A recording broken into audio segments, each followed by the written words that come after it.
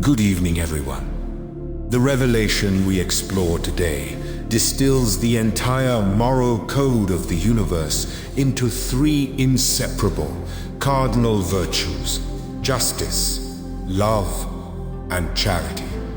This chapter does not merely offer ethical suggestions. It unveils the tripod of moral law, the foundational architecture for spiritual evolution and genuine human happiness. Our goal tonight is not just to hear these words, but to fully internalize their profound, interconnected meaning. The spirits instruct us that the greatest obstacle to human progress is egoism. To conquer it, we must embrace this moral framework, beginning with justice. 1. Justice, the foundation of universal rights. We must first establish what justice truly is. It is not merely the complex jurisprudence crafted by human societies, but a fundamental dictate of natural law. Justice, in its highest spiritual sense, is the absolute obligation to respect the rights of every human being. What establishes a right? The spirits explain that rights are commensurate with the duties we have toward others. My right is limited precisely by the boundary of my neighbor's right. True justice is impartial and absolute. It compels us to judge the actions of others as we would wish our own to be judged. It requires rigorous, unwavering equity. When we act unjustly, we do not merely break a social contract, we violate a cosmic law. The suffering we inflict returns to us, not as arbitrary punishment, but as a mechanism for re-education, forcing us to recognize the pain we have caused. Thus, justice serves as the indispensable foundation, the structural integrity upon which the higher virtues must be built. You cannot truly love or practice charity if you are fundamentally unjust. 2. Love, the essence of the law. Building upon justice, we ascend to love, which the spirits proclaim to be the highest expression of the entire spiritual law. The key is in the instruction given by Christ: you shall love your neighbor as yourself. This is not a sentimental love. It is an active, universal benevolence. It demands indulgence and forbearance.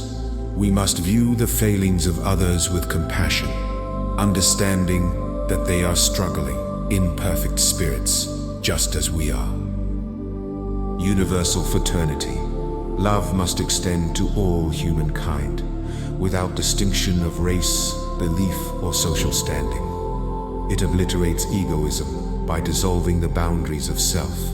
The supreme requirement of forgiveness. Love culminates in the absolute pardon of all offenses.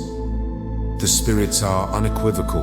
Carrying hatred, resentment, or a desire for vengeance is a self-inflicted wound that poisons the soul and impedes our spiritual ascent. Forgiveness is the liberation of the soul that grants it the right to be forgiven in turn. Love is the engine of progress. It is the very essence of God, and its practice in human relationships is what will eventually transform Earth from a world of trial and atonement into a world of pure regeneration. 3. Charity, the action of the law. If justice is the foundation and love is the essence, then charity is the tangible action, the practical application of these principles in daily life. The spirits confirm the celebrated definition of charity given by St. Paul. Charity is patient.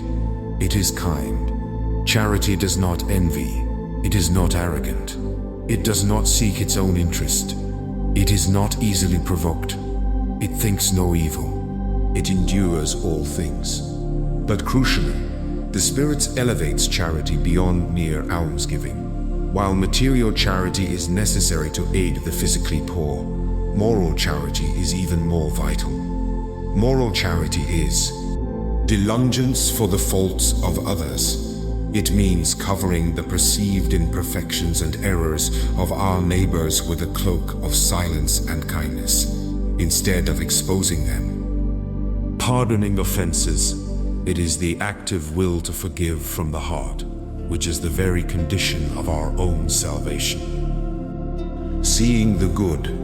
It is the practice of seeking out the hidden virtues in others rather than focusing on their visible flaws. Charity is the benevolent manifestation of love.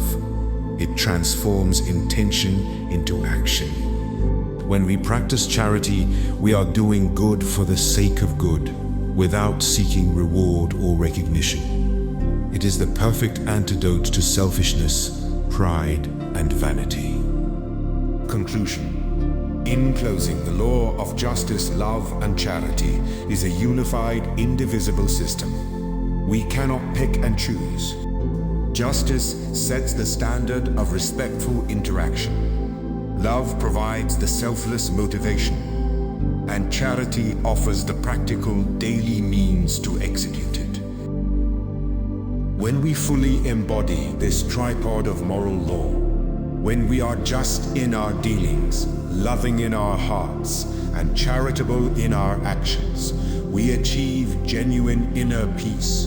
We fulfill our purpose on earth, and we accelerate our inevitable return to the perfect state of being.